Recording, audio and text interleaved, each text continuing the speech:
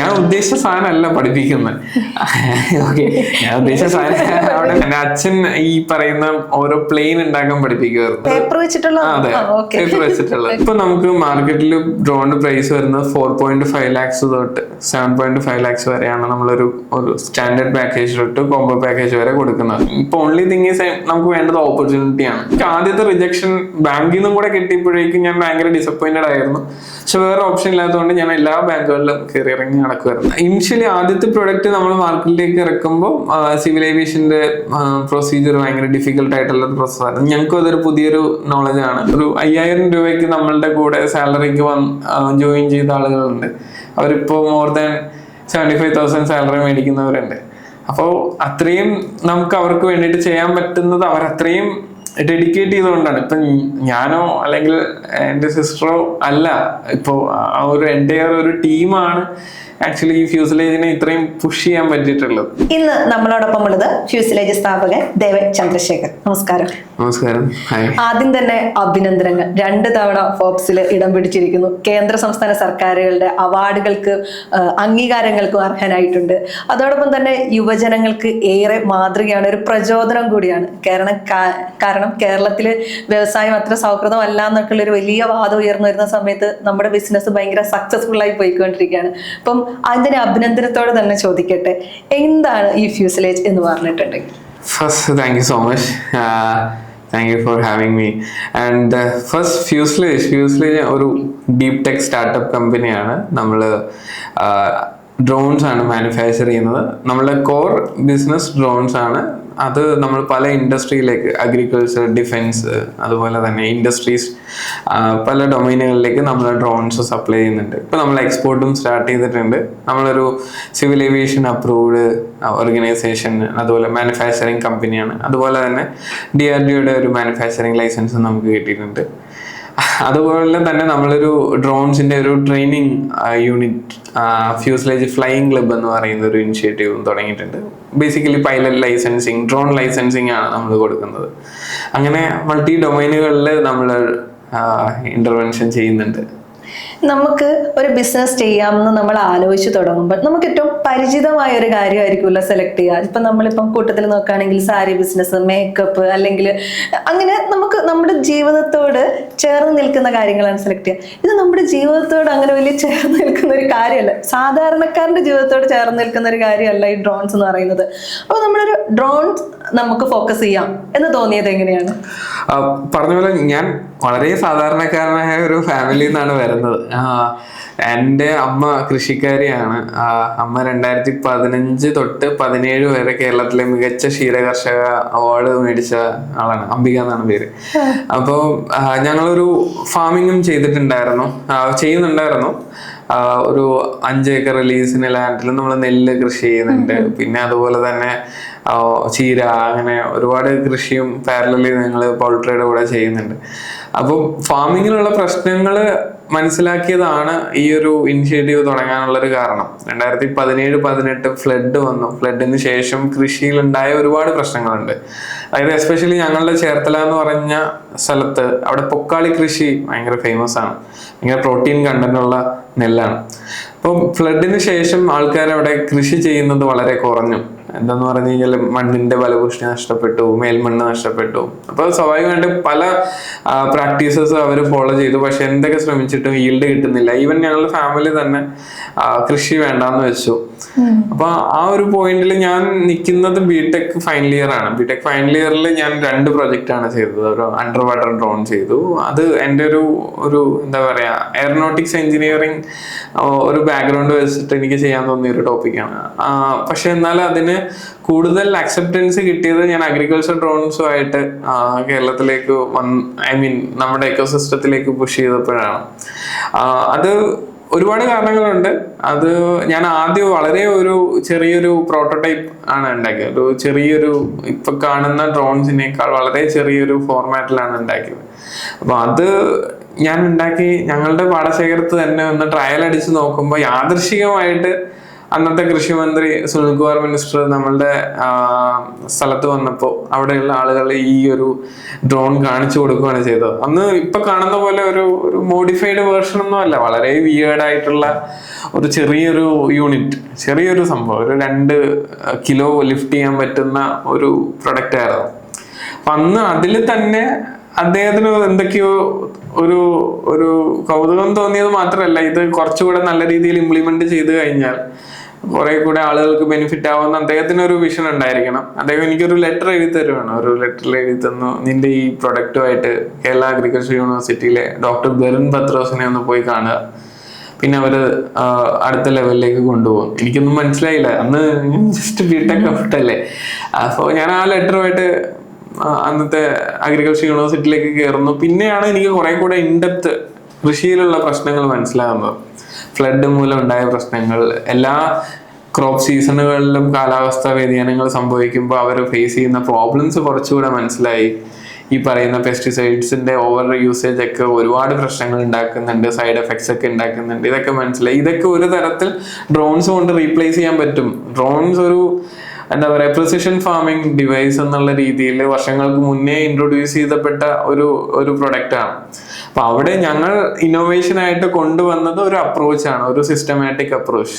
അതിന് 2 ഡ്രോൺസ് തമ്മിലുള്ള ഒരു സംയോജിത പ്രവർത്തനമാണ് നമ്മൾ ഇംപ്ലിമെന്റ് ചെയ്തത്. അതായത് നിരീക്ഷ് എന്ന് പറയുന്ന ഒരു ഡ്രോൺ നമ്മൾ ഫസ്റ്റ് ഇൻട്രൊഡ്യൂസ് ചെയ്തു. അത് മൾട്ടി സ്പെക്ട്രൽ സെൻസേഴ്സ് വെച്ചിട്ട് ഡാറ്റ എടുക്കും. ആ ഡാറ്റ എടുക്കുമ്പോൾ മനസ്സിലാവുന്നത് എന്തൊക്കെയാണ് ന്യൂട്രിയൻസ് ഡെഫിഷ്യൻസി ഉള്ളത്, മാക്രോ ന്യൂട്രിയൻസിന്റെ ഡെഫിഷ്യൻസി എന്തെങ്കിലും ഉണ്ടോ, പെസ്റ്റ് ഉണ്ടോ, ഡിസീസസ് എന്തെങ്കിലും ഉണ്ടോ, ഇങ്ങനെയുള്ള ഡാറ്റ കിട്ടും. അതുപോലെ തന്നെ ഈൽഡ് കൂടുതലായിരിക്കുമോ കുറവായിരിക്കുമോ എന്നുള്ള ഡാറ്റയൊക്കെ കിട്ടും. അപ്പൊ ഈ കിട്ടുന്ന ഡാറ്റയ്ക്ക് അനുസരിച്ചിട്ട് ഫിയ എന്ന് പറയുന്ന നമ്മൾ ഇൻട്രൊഡ്യൂസ് ചെയ്ത സ്പ്രേയിങ്ങിനായിട്ടുള്ള ഡ്രോൺ ഈ പറയുന്ന ഡെഫിഷ്യൻസി മനസ്സിലാക്കി അവിടെ കൗണ്ടർ ആപ്ലിക്കേഷൻ ചെയ്യും. ഇതാണ് നമ്മളൊരു ഇൻട്രൊഡ്യൂസ് ചെയ്ത ഒരു മെത്തഡോളജി. ഞങ്ങൾ പിന്നെ അതിന് പേറ്റന്റിന് പോയി.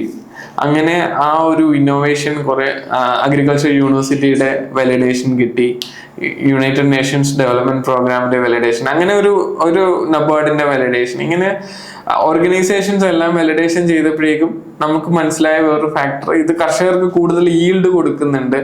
അവര് ട്രഡീഷണലി യൂസ് ചെയ്യുന്ന ന്യൂട്രിയൻസ് ഫെർട്ടിലൈസേഴ്സിനേക്കാൾ കുറച്ച് യൂസ് ചെയ്താൽ മതി. ഇങ്ങനെയുള്ള ഒരുപാട് എക്കണോമിക് ബെനിഫിറ്റ്സ് അവർക്കുണ്ട്. അതുപോലെ തന്നെ ക്വാളിറ്റി ആൻഡ് ക്വാണ്ടിറ്റി ഇത് നന്നായിട്ട് ഇമ്പ്രൂവ് ചെയ്യുന്നുണ്ട്. അതായത് കർഷകരുടെ പ്രൊഡ്യൂസിൽ ഒരുപാട് ചേഞ്ചസ് കൊണ്ടുവരുന്നുണ്ടെന്ന് മനസ്സിലായപ്പോഴേക്കും നാം പതിയെ ഒരു സ്റ്റാർട്ടപ്പ് തുടങ്ങി അത് കുറെ കൂടെ കൂടുതൽ കർഷകരിലേക്ക് എത്തിക്കാം എന്നുള്ള ഒരു പ്ലാനിലാണ് ഫ്യൂസലേജ് സ്റ്റാർട്ട് ചെയ്യുന്നത്. ഈ കർഷകർക്ക് സമയം ലാഭിക്കാം എന്ന് പറയുന്ന ഒരു കാര്യമുണ്ടല്ലോ, അതുപോലെ ഈ സാധാരണ കർഷകർ ഡ്രോണിലേക്ക് ഇത് വാങ്ങി ഉപയോഗിക്കാം എന്നതിലേക്ക് ചിന്തിക്കാറുണ്ടോ? അങ്ങനെ അത്ര അപ്രോച്ചുകൾ വരാറുണ്ടോ? കാരണം നമ്മുടെ കേരളത്തിൽ വലിയ തോതിൽ സ്ഥലമുള്ള ആളുകളൊക്കെ കുറവായിരിക്കുമല്ലോ. 1 ഏക്കർ 2 ഏക്കർ 3 ഏക്കർ അങ്ങനെയൊക്കെ ആയിരിക്കും. കൂടുതലുള്ള ആളുകൾ കുറവായിരിക്കുമല്ലോ. ഇപ്പം പണ്ടത്തെ പോലെ ജന്മി സമ്പ്രദായത്തിലുള്ള ആളുകൾ കുറവായിരിക്കുമല്ലോ. അപ്പം സാധാരണക്കാർ 1 ഏക്കറിന് വേണ്ടി 2 ഏക്കറിന് വേണ്ടിയൊക്കെ ഒരു ഡ്രോൺ വാങ്ങുക, അങ്ങനെ അപ്രോച്ച് ചെയ്യാറുണ്ടോ? അങ്ങനെ അപ്രോച്ച് ചെയ്യാറുണ്ട്. ഇപ്പൊ ഞങ്ങൾ ആദ്യം സർവീസ് മോഡലായിട്ടാണ്, ഞങ്ങൾക്ക് തുടങ്ങിയ സമയത്ത് ഈ ഒരു കൺസേൺ ഉണ്ടായിരുന്നു. ഞങ്ങൾ ആദ്യം സർവീസ് മോഡലായിട്ടാണ് തുടങ്ങിയത്. എല്ലാവർക്കും ഇതേ കൺസേൺ തന്നെ, വാങ്ങിക്കുന്ന ആൾക്കാർക്കും. നമ്മൾ ആദ്യം പ്രൊഡക്റ്റ് വാങ്ങാൻ താല്പര്യം ഉണ്ടോ എന്ന് ചോദിക്കുമ്പോൾ അവർക്ക് താല്പര്യമില്ല, ഞങ്ങൾ ആകെ ഒരു 5 ഏക്കറേ ചെയ്യുന്നുള്ളൂ, അതുകൊണ്ട് വയബിൾ ആവില്ല എന്നുള്ളൊരു മോഡലാണ്. ഡ്രോൺസ് ഒരു ദിവസം തന്നെ ഒരു ഡ്രോണിന് ഒരു 30 ഏക്കർ മിനിമം സ്പ്രേയിങ് ചെയ്യാൻ പറ്റും. ഈ ഡാറ്റ എടുക്കുന്ന ഡ്രോൺ ആണെങ്കിൽ ഒരു 1 അവർ കൊണ്ട് തന്നെ ഏകദേശം ഒരു 100 ഏക്കർ കവർ ചെയ്യാൻ പറ്റും. അപ്പോൾ അത്രയും എഫിഷ്യന്റ് ആയിട്ടുള്ള ഒരു പ്രൊഡക്റ്റ് ആണ്. അപ്പൊ അത് ഇത്രയും നീഷ ആയിട്ടുള്ള ഒരു റിക്വയർമെന്റ് മീറ്റ് ചെയ്യാൻ പറ്റില്ല. അപ്പോൾ ഞങ്ങൾ ആദ്യം സർവീസ് മോഡലായിട്ട് ഇൻട്രൊഡ്യൂസ് ചെയ്തു. സർവീസ് മോഡലായിട്ട് ചെയ്തത് എങ്ങനെയാന്ന് പറഞ്ഞു കഴിഞ്ഞാൽ, ഞങ്ങൾ നിയർ ബൈ ആയിട്ടുള്ള ഫാമേഴ്സിനെ എല്ലാവരെയും കളക്ട് ചെയ്തിട്ട് ഇവരെല്ലാവരെയും ഒരുമിച്ച് കൃഷി സ്റ്റാർട്ട് ചെയ്യാനും അവർക്ക് എല്ലാവർക്കും ഒരുപോലെ നമ്മൾ സ്പ്രേയിങ് അല്ലെങ്കിൽ ഈ സർവീസ് മോഡലായിട്ട് ആൾക്കാർക്ക് കൊടുക്കാൻ തുടങ്ങി. അപ്പൊ അവര് പതിയെ 1-2 ക്രോപ്പ് സീസൺ ആയപ്പോഴേക്കും അവരൊരു കംപ്ലീറ്റ് പാക്കേജ് ആയിട്ട് തന്നെ ഒരു 4 ലക്ഷം 5 ലക്ഷം രൂപ സ്പെൻഡ് ചെയ്യുന്നു എന്ന് അവർക്ക് മനസ്സിലായപ്പോഴേക്കും അന്ന് എന്തുകൊണ്ട് ഞങ്ങൾക്ക് അത് മേടിച്ചിട്ട് ഞങ്ങൾ തന്നെ ചെയ്തുകൂടാ, എന്നിട്ട് മറ്റുള്ള കൃഷി ഏരിയയിൽ അവരൊരു സർവീസ് മോഡലായിട്ട് ഇംപ്ലിമെന്റ് ചെയ്തുകൂടാ എന്നുള്ളൊരു തോട്ട് പ്രോസസ് അവർക്ക് വരുവാണ് ചെയ്തത്. അപ്പോൾ ഈ സർവീസ് മോഡല് ഞങ്ങളൊരു 3 സ്റ്റേറ്റിൽ, ഇപ്പൊ കേരളത്തിലും കർണാടകയിലും തമിഴ്നാട്ടിലും ഇംപ്ലിമെന്റ് ചെയ്തപ്പോഴേക്കും ആൾക്കാർക്ക് ഈ പ്രൊഡക്റ്റ് വേണം എന്നുള്ള ഒരു മോട്ടീവിലേക്ക് വന്നു. പിന്നെയാണ് നമ്മൾ മാനുഫാക്ചറിങ്ങിലേക്ക് വന്നത്. അതായത് സർവീസ് മോഡൽ ബിസിനസ് നമ്മൾ ഇംപ്ലിമെന്റ് ചെയ്ത് അവർക്കൊരു ബെനിഫിറ്റ്സ്, ക്യാഷ് ബെനിഫിറ്റ്സ് മനസ്സിലാക്കി ആ കസ്റ്റമേഴ്സ് പിന്നെ കൺവേർട്ട് ആവുകയാണ്. പിന്നെ അവരൊരു ഡ്രോൺ എന്റർപ്രണർഷിപ്പ് എന്നുള്ളൊരു രീതിയിലേക്ക് അവർ പിന്നെ വരുവാണ് ചെയ്യുന്നത്. അവർക്കൊരു 5 ഏക്കർ അവർ ചെയ്തിട്ട് മറ്റുള്ള ഏരിയയിലേക്ക് ലീസിനോ അല്ലെന്നുണ്ടെങ്കിൽ അവർ തന്നെ ഒരു സർവീസ് മോഡലായിട്ടോ ചെയ്തു പോകുന്നൊരു പ്രവണതയാണുള്ളത്. അതെ. ഒരു ഡ്രോൺ വാങ്ങുന്നതിന് എത്ര രൂപയാവും അപ്പൊ? ഇപ്പൊ നമുക്ക് മാർക്കറ്റിൽ ഡ്രോണിന്റെ പ്രൈസ് വരുന്നത് 4.5 lakhs തൊട്ട് 7.5 lakhs വരെയാണ് നമ്മളൊരു സ്റ്റാൻഡേർഡ് പാക്കേജ് തൊട്ട് കോംബോ പാക്കേജ് വരെ കൊടുക്കുന്നത്. അപ്പൊ ഇതിൽ നമ്മൾ ഒരുപാട് സബ്സിഡി സ്കീംസ് നമ്മൾ കൊളാബറേറ്റ് ചെയ്യുന്നുണ്ട്. ഫസ്റ്റ് നമ്മൾ ഫിനാൻഷ്യൽ അസിസ്റ്റൻസ് ലോൺ ലിങ്ക് ചെയ്യുന്നുണ്ട്. അഗ്രി ഇൻഫ്രാ ഫണ്ട് എന്ന് പറയുന്ന മിനിസ്ട്രി ഓഫ് അഗ്രികൾച്ചറിന്റെ ലോൺ സ്കീം നമ്മൾ കണക്ട് ചെയ്യുന്നുണ്ട്. അപ്പൊ ആ ലോൺ സ്കീം വഴിയാണെങ്കിൽ 6% ഇൻട്രസ്റ്റിൽ ഇവർക്ക് ഡ്രോൺ ഇനിഷ്യലി പ്രൊക്യൂർ ചെയ്യാൻ പറ്റും. സെക്കൻഡ് വരുന്നത് സ്മാം എന്ന് പറയുന്ന മെക്കനൈസേഷൻ സ്കീം ഉണ്ട്. അതും മിനിസ്ട്രി ഓഫ് അഗ്രികൾച്ചറിന്റെ നോഡൽ ഏജൻസി അഗ്രികൾച്ചർ ഡിപ്പാർട്ട്മെന്റ് ആണ്. അഗ്രികൾച്ചർ ഡിപ്പാർട്ട്മെന്റ് വഴി 50% വരെ സബ്സിഡി കിട്ടും. അതായത് 4.5 ആണെന്നുണ്ടെങ്കിൽ ഏകദേശം ഒരു 2.25 അവര് സബ്സിഡി എലിജിബിൾ ആയി. പിന്നെ ഉള്ളത് വ്യവസായ വകുപ്പിന്റെ മാർജിൻ മണി ഗ്രാന്റ്, അതുപോലെ തന്നെ 1 home 1 entrepreneur എന്ന് പറയുന്ന സ്കീമുകളുണ്ട്. ഈ സ്കീം വഴി 30 തൊട്ട് 40% വരെ സബ്സിഡി കിട്ടുന്നുണ്ട്. എഫക്റ്റീവ്ലി 10% മാത്രമേ ഒരു കർഷകൻ ഒരു ഡ്രോൺ മേടിക്കാൻ, ഏകദേശം ഒരു 80,000 രൂപ സ്പെൻഡ് ചെയ്താൽ മതി. ബാക്കിയൊക്കെ സബ്സിഡിയിൽ നിന്നൊക്കെ റീകളക്ട് ചെയ്യാൻ പറ്റും ഇവർക്ക്. അപ്പൊ ഇത്രയും സ്കീമുകൾ നമ്മൾ ലിങ്ക് ചെയ്ത് കൊടുക്കുന്നുണ്ട്. അതുകൊണ്ട് തന്നെ കഴിഞ്ഞൊരു 3 വർഷം നമുക്കിപ്പോൾ ഏകദേശം 8 സ്റ്റേറ്റ്സിൽ നമ്മൾ പ്രൊഡക്ട്സ് ഡീലേഴ്സ് ത്രൂവും ഡയറക്റ്റും നമ്മൾ സെയിൽ ചെയ്യുന്നുണ്ട്. അതുപോലെ ഇപ്പോൾ റീസെന്റ് നമ്മൾ എക്സ്പോർട്ടും തുടങ്ങിയിട്ടുണ്ട്. എക്സ്പോർട്ടിന് ഈ പറയുന്ന സബ്സിഡി സ്കീമൊന്നും ഇല്ല, പാർട്ട്നേഴ്സ് ത്രൂ നമ്മളത് എക്സ്പോർട്ട് ചെയ്യുന്നുണ്ട്. സാധാരണയായി നമുക്കൊക്കെ പരിചയം എന്ന് പറഞ്ഞാൽ സിനിമയിൽ ഡ്രോൺ ഉപയോഗിക്കുക, അല്ലെങ്കിൽ ഫോട്ടോഗ്രാഫിയിൽ ഡ്രോൺ ഉപയോഗിക്കുക, ഇങ്ങനെയാണല്ലോ. അപ്പൊ ഈ ഡ്രോണും ഇപ്പൊ നമ്മൾ കൃഷിയിൽ അല്ലെങ്കിൽ നിങ്ങൾക്ക് ഡിഫൻസിലേക്കൊക്കെ കൊടുക്കുന്ന ഡ്രോൺസ് ഒക്കെ തമ്മിൽ സാങ്കേതികപരമായിട്ട് എങ്ങനെയാണ് വ്യത്യാസപ്പെട്ടിരിക്കുന്നത്? ഒരുപാട് വ്യത്യാസമുണ്ട്. അതായത് ക്യാമറ, ഇപ്പൊ നമ്മള് ഡ്രോൺ എന്ന് പറയുന്നത് ആൾക്കാർ ചിന്തിക്കുന്നത് നമ്മൾ കല്യാണത്തിന് ഇവന്റുകളിലൊക്കെ ഫോട്ടോഗ്രാഫിക്ക്, ബട്ട് നമ്മളിപ്പോഴും ആ ഒരു ടെക്നോളജീനെ കോമ്പീറ്റ് ചെയ്യാൻ പറ്റിയിട്ടില്ല ആ ഒരു സെഗ്മെന്റില്. ബട്ട് നമുക്ക് ആ ഒരു ടെക്നോളജി എന്ന് പറഞ്ഞാൽ കുറെ കൂടെ എന്താ പറയാ, അതുപോലെ തന്നെ വിഷ്വൽ ഡീറ്റെയിലിങ്ങും അതുപോലെ സൂമിങ്ങും സെൻസർ ബേസ്ഡ് ആയിട്ടുള്ള ഒരു ഇൻഡെപ്ത് റിസർച്ച് അതിനകത്ത് നമുക്ക് വേണ്ടതായിട്ടുണ്ട്. പക്ഷെ എന്നാൽ നമ്മൾ യൂസ് ചെയ്യുന്ന ഡിഫൻസ് അതുപോലെ തന്നെ ഇൻഡസ്ട്രിയിലുള്ള, ഇപ്പൊ ഞങ്ങൾ റീസെന്റ് ഞങ്ങൾ സ്റ്റാർട്ട് ചെയ്തൊരു പ്രൊജക്റ്റാണ് ഫസാഡ് ക്ലീനിങ് ഡ്രോൺസ്. അത് ബേസിക്കലി ഫോർ ബിൽഡിങ്ങിന്റെ ഇൻഫ്രാസ്ട്രക്ചറിന്റെ ക്ലീനിങ്ങും അതുപോലെ തന്നെ പെയിന്റിങ്ങിനായിട്ടുള്ള പേർപ്പസിന് വേണ്ടിയിട്ടാണ്. പിന്നെ നമ്മൾ ഡിഫൻസിൽ നമ്മൾ സപ്ലൈ ചെയ്യുന്നത് കുറച്ച് grenade dropping mechanism, launcher dropping mechanism, ഇതെല്ലാം നമ്മൾ ചെയ്യുന്നുണ്ട്. അതായത് ടാർഗറ്റ് ബേസ് ചെയ്തിട്ട് നമുക്ക് ഡിപ്ലോയ് ചെയ്യാൻ പറ്റുന്ന സൊല്യൂഷൻസ് ഉണ്ട്. അത് നമ്മൾ മറൈൻ ആപ്ലിക്കേഷൻസിനും നമ്മൾ യൂസ് ചെയ്യുന്നുണ്ട്. മറൈൻ ആപ്ലിക്കേഷൻ നമ്മൾ ലോഞ്ചേഴ്സ് ഡ്രോപ്പ് ചെയ്ത് നമ്മൾ മിമിക് ചെയ്യുന്ന ഒരു മെക്കാനിസമാണ്. മിമിക് ചെയ്തതിന് ശേഷം സെൽഫ് ഡിസ്ട്രക്റ്റിംഗ് ആയിട്ടുള്ളൊരു ഡിവൈസും നമ്മൾ അതിനകത്ത് ഇന്റഗ്രേറ്റ് ചെയ്യുന്നുണ്ട്. അപ്പോൾ ഇങ്ങനെയുള്ളൊരു ഇന്റഗ്രേഷൻ പോസിബിലിറ്റീസ് ഒന്നും ഈ പറയുന്ന ടെക്നോളജിയിൽ പോസിബിൾ അല്ല. ബട്ട് എന്നാൽ നമ്മളിലേക്ക് വരുമ്പോൾ കുറെ കൂടെ ആപ്ലിക്കേഷൻ ലെവൽ ഇന്റർവെൻഷൻസ് നമുക്ക് പൊതുവെ ചെയ്യാൻ പറ്റുന്നു എന്നുള്ളതാണ്. ഫസാഡ് ക്ലീനിങ് എന്ന് പറയുമ്പോൾ ഈ പറയുന്ന അതിനകത്തൊരു പൈപ്പിംഗ് മെക്കാനിസം ഉണ്ടാവും. അതിനകത്തൊരു 100 bar പ്രഷറിലായിരിക്കും നമ്മൾ വെള്ളം പമ്പ് ചെയ്യുക. അതുപോലെ തന്നെ ഹോട്ട് വാട്ടറും കോൾഡ് വാട്ടറും ഇങ്ങനെയുള്ളൊരു കോമ്പിനേഷൻ അപ്രോച്ച് നമ്മൾ അതിനകത്ത് കൊടുക്കുന്നുണ്ട്. അപ്പൊ അങ്ങനെ ഡിഫറെന്റ് കൈൻഡ് ഓഫ് ആപ്ലിക്കേഷൻ ഉണ്ട്. നമ്മളിപ്പോൾ ചെയ്യുന്ന ഒരു പ്രൊജക്റ്റിൽ ഒരു ഇൻട്രസ്റ്റിംഗ് ആയിട്ടുള്ള ഒരു പ്രൊജക്ട് ഞാൻ പറയാം. അതായത് ഇപ്പൊ ഇന്ത്യൻ നേവിയിൽ അവർക്കൊരു കഴിഞ്ഞ കുറേ വർഷങ്ങളായിട്ടുള്ള ഒരു ചലഞ്ചാണ്. എസ്പെഷ്യലി ഈ പറയുന്ന ഷിപ്പിലും മറ്റും ഹെവി പേലോഡ്സ് അവര് ക്രെയിൻസ് ശ്രദ്ധിച്ചിട്ടുണ്ടാവും. ഒരു ഷിപ്പിന്റെ ഒരു അറ്റത്തൊരു ക്രെയിൻ ഉണ്ടാവും. അപ്പൊ crane through loading and unloading heavy payloads ചെയ്യുമ്പോൾ ഇവർക്കൊരു പ്രശ്നമാണ് ഈ ഓസിലേഷൻ സംഭവിക്കും. Especially sea state condition 3 or 4 ആ ഒരു കണ്ടീഷനിൽ ഷിപ്പ് നല്ല ഓസിലേഷൻ ഒരു മൂവ്മെന്റ് ഉണ്ടാവും ഷിപ്പിന്. അപ്പൊ നമ്മൾ ലിഫ്റ്റ് ചെയ്യുന്ന ഒബ്ജക്ട്സിനും നല്ലൊരു ഒരു ഒരു എന്താ പറയാ ടു ആൻഡ് ഫ്രോ മോഷൻ ഉണ്ടാവും. അപ്പൊ ഇത് ഷിപ്പിലിടിക്കുകയും ഇവരിപ്പോ എന്താ ചെയ്യുന്നതെന്ന് പറഞ്ഞാൽ ഡൈവേഴ്സ് വെള്ളത്തിൽ ഇറങ്ങിയിട്ട് അല്ലെന്നുണ്ടെങ്കിൽ ഡൈവേഴ്സ് നിന്നിട്ട് റോപ്പ് വഴി അഡ്ജസ്റ്റ് ചെയ്തിട്ടാണ് ഇത് ഡിപ്ലോയ് ചെയ്യുന്നതും ഇത് ചെയ്യുന്നത് റിക്കവറി ചെയ്യുന്നതൊക്കെ. യൂഷ്വലി ഇത് കൊളാട്രൽ ഡാമേജ് ഉണ്ടാക്കുന്നുണ്ട്. അതുപോലെ തന്നെ ഡൈവേഴ്സ് ചില സമയത്ത് ഈ പേലോഡ് ലിഫ്റ്റ് ചെയ്യുമ്പോൾ, അതായത് പേലോഡ് പോകുമ്പോൾ ഡൈവേഴ്സിനെയും കൊണ്ട് പോയി ഡൈവേഴ്സ് എവിടെയെങ്കിലും പോയി ഇടിക്കും, ചിലർക്ക് ഡെത്ത് സംഭവിക്കും. അപ്പോൾ ഇത്രയും പ്രശ്നങ്ങളുണ്ട്. ഈ കൊളാട്രൽ ഡാമേജ് എന്ന് പറയുന്നത് ഷിപ്പിന് ഒരു ഡാമേജ് തന്നെ ഒരു 2 കോടി 3 കോടി രൂപ അവർക്ക് സ്പെൻഡ് വരും. അപ്പൊ ഇങ്ങനെയുള്ള ഇഷ്യൂ ഈ മറൈൻ കണ്ടീഷനിലുണ്ട്. അപ്പോൾ ഇത് സ്റ്റെബിലൈസ് ചെയ്യാൻ വേണ്ടിയിട്ട് ഒരു പ്രൊജക്ട് നമ്മളിലേക്ക് വരികയാണ്. അത് കൊച്ചിൻ ഷിപ്പ്യാർഡ് ത്രൂ ആണ് വരുന്നത്. ആ ഒരു പ്രൊജക്റ്റിൽ നമ്മളൊരു ഐഡിയ സബ്മിറ്റ് ചെയ്തു. ഞങ്ങൾ ബേസിക്കലി നമുക്കൊരു പ്രോബ്ലം നമ്മളുടെ സൈഡിലേക്ക് വന്നു കഴിഞ്ഞാൽ നമ്മൾ എത്രയും പെട്ടെന്ന് അത് ഇങ്ങനെ ഒരു സൊല്യൂഷൻ കണ്ടെത്താം എന്ന്. എനിക്കൊരു വളരെ പവർഫുൾ ആയിട്ടുള്ള ഒരു R&D ടീമുണ്ട്. ഒരു 14 പേരുള്ള ഒരു R&D ടീമുണ്ട്.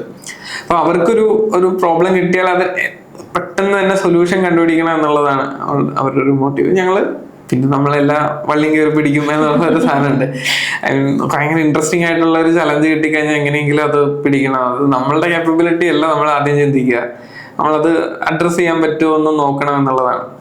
ഞങ്ങൾ ആ ഡ്രോൺസിന്റെ ഒരു കാലിബ്രേഷൻ മെക്കാനിസം ഉണ്ടല്ലോ. ഇപ്പൊ ഡ്രോൺസ് ഇപ്പൊ നമ്മൾ പലതരം പേലോഡ് ലിഫ്റ്റ് ചെയ്യുമ്പോൾ ഇത് സ്റ്റെബിലിറ്റി മാൻഡേറ്ററി ആണല്ലോ. അതുപോലെ ഇതും ചെയ്യാമെന്നാണ് വിചാരിച്ചത്. പക്ഷെ അത് വർക്കായില്ല. അതായത് ഇപ്പൊ നമ്മൾ ഡ്രോൺസിലാണെങ്കിൽ ഒരു 3 ആക്സിസ് മോഷനാണ്, XYZ പ്ലെയിനിലാണ് മൂവ്മെന്റ് നടക്കുന്നത്. പക്ഷെ ഈ ഒരു മൂവ്മെന്റ് Xഉം Yയും മാത്രമേ ഉള്ളൂ. അപ്പോൾ എൻ്റയർലി ഒരു ഡിഫറെന്റ് ടെക്നോളജിയാണ്. അപ്പൊ ഞങ്ങൾ അതിനായിട്ടൊരു കൺട്രോൾ ബോർഡ് പ്ലാറ്റ്ഫോം ഡെവലപ്പ് ചെയ്യാൻ തുടങ്ങി. പിന്നെ നമ്മളത് കുറച്ച് ഡിഫറെന്റ് ത്രസ്റ്റേഴ്സ് നമുക്ക് ചൂസ് ചെയ്യേണ്ടതായിട്ട് വന്നു, deck to hand based thrusters ഒക്കെ. അപ്പൊ അത് വെച്ചിട്ട് നമ്മൾ ഒരു പ്രോട്ടോടൈപ്പ് മേക്ക് ചെയ്യാൻ തുടങ്ങി. ആ പ്രോട്ടോടൈപ്പ് ഞങ്ങൾ ഏകദേശം ഒരു 1.5 years എടുത്തു കംപ്ലീറ്റ് ചെയ്യാൻ വേണ്ടി. 2022 തുടങ്ങിയ പ്രൊജക്ട് 2024 സ്റ്റാർട്ടിങ്ങിലാണ് ആ പ്രോട്ടോടൈപ്പ് ഒന്ന് വർക്ക് ചെയ്യാൻ തുടങ്ങിയത്. ഒരു 20 സെക്കൻഡിൽ ഞങ്ങളൊരു 1:5. യൂഷ്വലി ഈ പേലോഡ് എന്ന് പറയുന്നത് 10 ടൺ ആയിരിക്കും.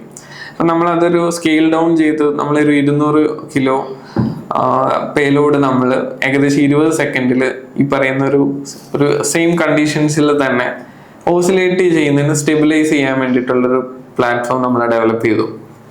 ഓക്കെ, അതൊരു ലാർസ് എന്നാണ് ആ പ്രൊഡക്റ്റിന് നമ്മൾ പേരിട്ടിരിക്കുന്നത്, ലോഞ്ച് ആൻഡ് റിക്കവറി സിസ്റ്റം എന്നുള്ളതിന്റെ ഒരു ഫുൾ ഫോമാണ്.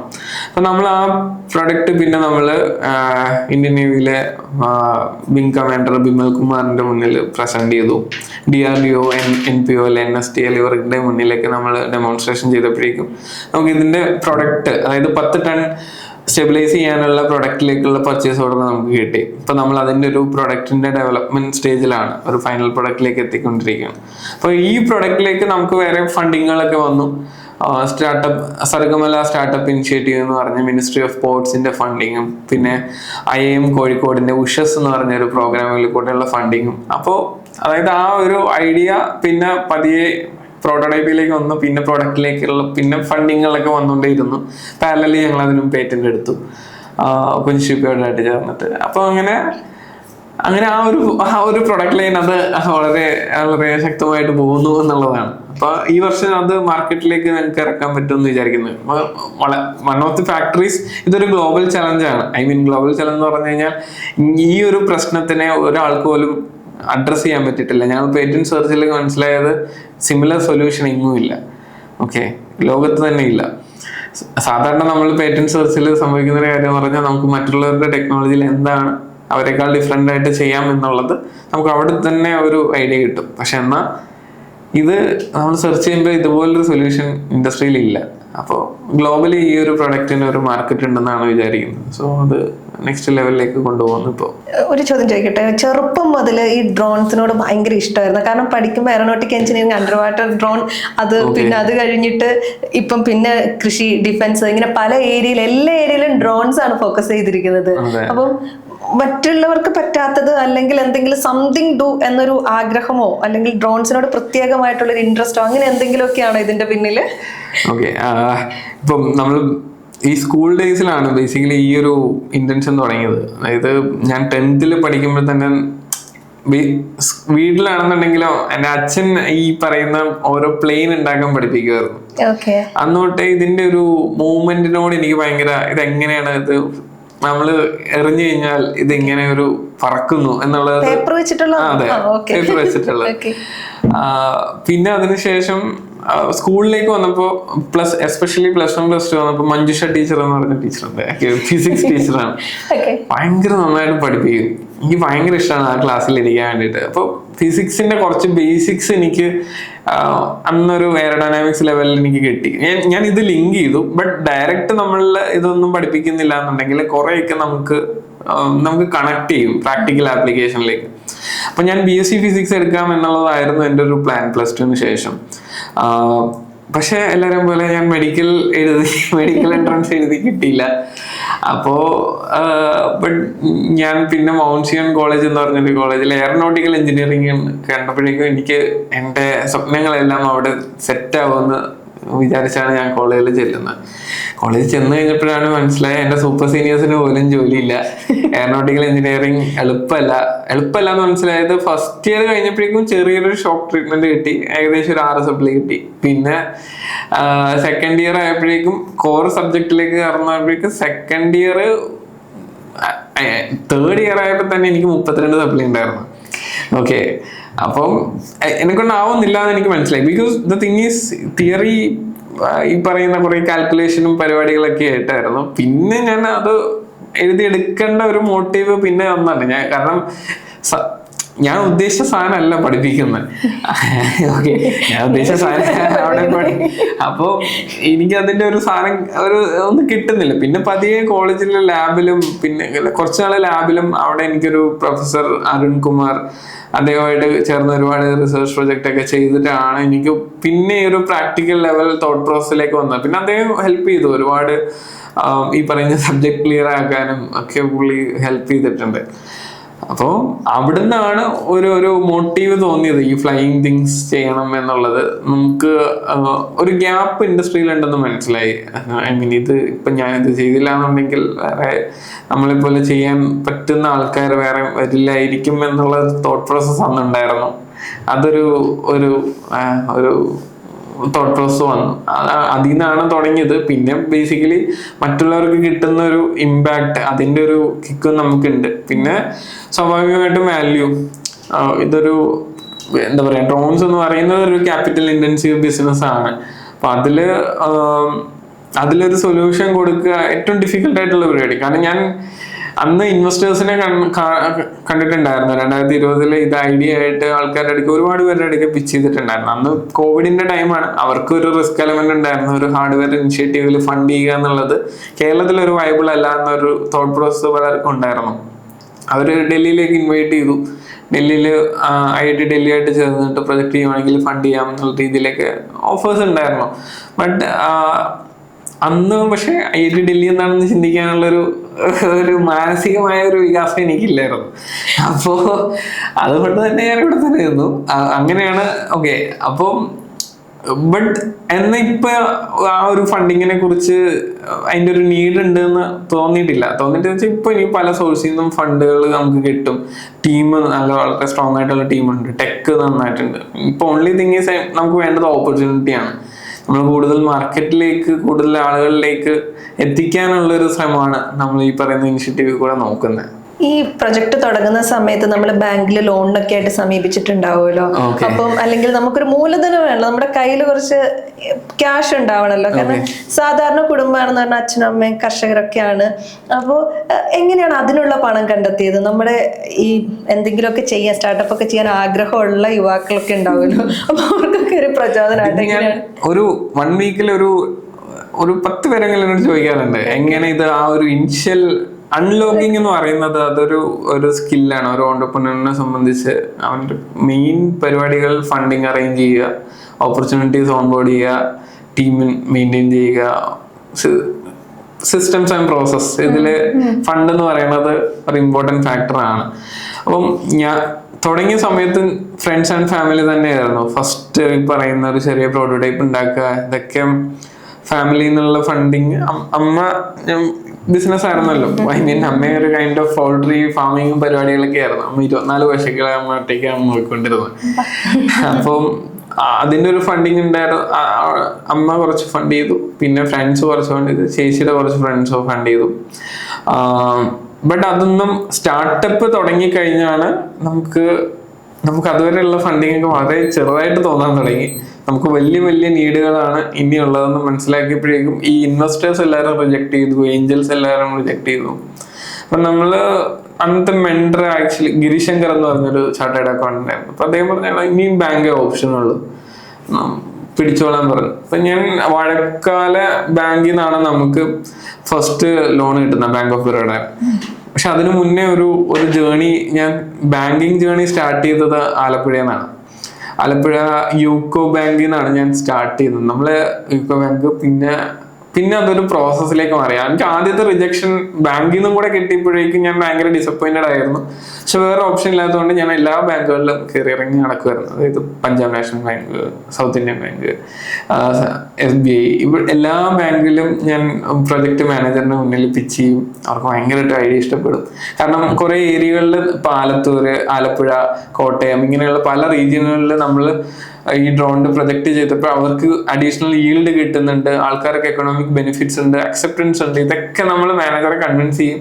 പക്ഷെ അത് റീജിയണൽ ലെവലിലേക്ക് പോകുമ്പോഴേക്കും സിമിലർ ഒരു സ്റ്റാർട്ടപ്പിന് അന്ന് ഫണ്ട് ചെയ്തിട്ടേ ഇല്ല. ജസ്റ്റ് ഒരു 6 വർഷം മുന്നുള്ള ഒരു കാര്യമാണ്. 2018, 19, 20 ആ ഒരു കാലഘട്ടങ്ങളിൽ ഒരു സ്റ്റാർട്ടപ്പിന് ഫണ്ട് ചെയ്തിട്ടില്ല. ഫണ്ട് ചെയ്യുന്നത് തന്നെ എന്തൊരു ബാങ്ക് എടുക്കുന്ന ഒരു റിസ്ക് ആണ് എന്നുള്ളൊരു തോട്ട് പ്രോസസ് ആണ് ഉള്ളത്. എല്ലാ ബാങ്കും റിജക്ട് ചെയ്തു. ഒരു 13 ബാങ്ക് ഞാൻ കയറി ഇറങ്ങിയിട്ടുണ്ട്. ഓരോ ബാങ്കിലും ഒരു ദിവസം അപ്പോയിന്റ്മെന്റ് കയറും. നമ്മളിപ്പം ശരിയാണ്, എനിക്കപ്പം എവിടെയെങ്കിലും ഒന്ന് സ്ട്രൈക്ക് ആവും. കാരണം ഏതെങ്കിലും ഒരു ബാങ്ക് സപ്പോർട്ട് ചെയ്യും എന്നുള്ളതാണ്. കാരണം ബാങ്ക് എന്ന് മാത്രമല്ല, ഒരു വ്യക്തികളുടെ ഒരു കോൺഫിഡൻസും കൂടെ ഉണ്ടല്ലോ അതിനകത്ത്. അപ്പൊ അന്ന് ആക്സിഡന്റലി സംഭവിച്ചൊരു സാധനമാണ്. നമ്മളിവിടെ മേക്കർ വില്ലേജിൽ നമ്മൾ വർക്ക് ചെയ്ത് തുടങ്ങിയ ഒരു 1 വീക്ക് കഴിഞ്ഞപ്പോഴാണ് ബാങ്ക് ഓഫ് ബറോഡ ഒരു സ്റ്റാർട്ടപ്പ് ഇനിഷ്യേറ്റീവ് എന്നും പറഞ്ഞ് വാഴക്കാലയിൽ അവർ സ്റ്റാർട്ട് ചെയ്യുന്നത്. സ്റ്റാർട്ടപ്പുകളെ സപ്പോർട്ട് ചെയ്യുക. ഞാൻ അവരോട് ചോദിച്ചു എന്ത് സപ്പോർട്ടായിരിക്കും ചെയ്യുക. അപ്പൊ ഇവരുടെ അക്കൗണ്ടിങ്ങുകളും പരിപാടികളും, 0 ബാലൻസ് അക്കൗണ്ട് തരും, പിന്നെ നമ്മളുടെ കുറച്ച് AWS ഓഫേഴ്സ് ഒക്കെ ഉണ്ട്, ക്ലൗഡ് ഉണ്ട്, അങ്ങനെ ഇങ്ങനെ. അപ്പൊ ഞാൻ ഫണ്ടിങ് തരും, പക്ഷെ ഇനിഷ്യലി ഒന്നും തരില്ല, കുറച്ച് ട്രാക്ഷൻ ഒക്കെ ഉണ്ടായതിനു ശേഷം ഫണ്ടിങ് തരുള്ളൂ എന്നുള്ള രീതിയിൽ.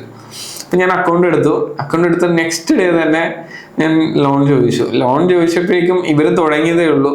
സ്റ്റാർട്ടപ്പ് ഇനിഷ്യേറ്റീവ് എന്ന് പറഞ്ഞുകൊണ്ട് ഇവർക്ക് റിജക്ട് ചെയ്യാനും പറ്റില്ല. റിജക്ട് ചെയ്ത് കഴിഞ്ഞാൽ ഇവരുടെ ഒരു വാല്യൂ പോയല്ലോ. ഓക്കെ, ഇത്രയും നമുക്ക് ആ സമയത്ത് അത്യാവശ്യം വാലിഡേഷൻസ് ഒക്കെ വന്നു തുടങ്ങിയൊരു സമയമാണ്. അപ്പൊ നമ്മളെ റിജക്ട് ചെയ്ത് കഴിഞ്ഞാൽ ഇവർക്കും ഒരു എന്ത് ചെയ്യും എന്നുള്ള, ഇവര് സ്റ്റക്കാണ്. ഇവർക്ക് റിജക്ട് ചെയ്യാനേ ഓപ്ഷൻ ഉള്ളൂ, പക്ഷെ എന്നാൽ അത് ഒഫീഷ്യലി കമ്മ്യൂണിക്കേറ്റ് ചെയ്യാൻ പറ്റുന്നില്ല. അപ്പം ഞാൻ എല്ലാ ദിവസവും അവിടുന്ന് റിജക്ഷൻ ഒന്നും വരാത്തത് കൊണ്ട് തന്നെ ഞാൻ എല്ലാ ദിവസവും രാവിലെ ബാങ്കിലേക്ക് കയറുന്നു, മാനേജറെ കാണുന്നു, ഹലോ എന്നിട്ട് തോന്നില്ല അപ്പൊ എന്തൊക്കെയുണ്ട്, ഓക്കെ ഇതൊക്കെ തന്നെ എന്തെങ്കിലും നടപടിയാകുമോ. അപ്പോ നടപടിയാക്കാം നോക്കുന്നുണ്ട്, ട്രൈ ചെയ്യുന്നുണ്ട്. ഇവരുടെ റീജിയനിലൊക്കെ സംസാരിച്ചിട്ട് മൂവ്മെന്റ് ഒന്നും ഇല്ല. അപ്പൊ ഞാൻ പാരലലി ഒന്ന് PM ഓഫീസിലേക്ക് ഒരു മെയിൽ അയക്കുന്നു. ഞാനിങ്ങനെ ഇത്ര ഒരു ഇന്റർവെൻഷനൊക്കെ ചെയ്തു, ഇത്ര വാലിഡേറ്റ് ചെയ്തു, എനിക്ക് ഫണ്ടിങ് കിട്ടുന്നില്ല, എന്ത് ചെയ്യും, ഒരു ഓപ്ഷൻ പറഞ്ഞുതരാൻ. അപ്പോൾ ഒരു 2 ദിവസം കഴിഞ്ഞിട്ട് PM ഓഫീസിൽ നിന്ന് റിപ്ലൈ വരുവാണ്.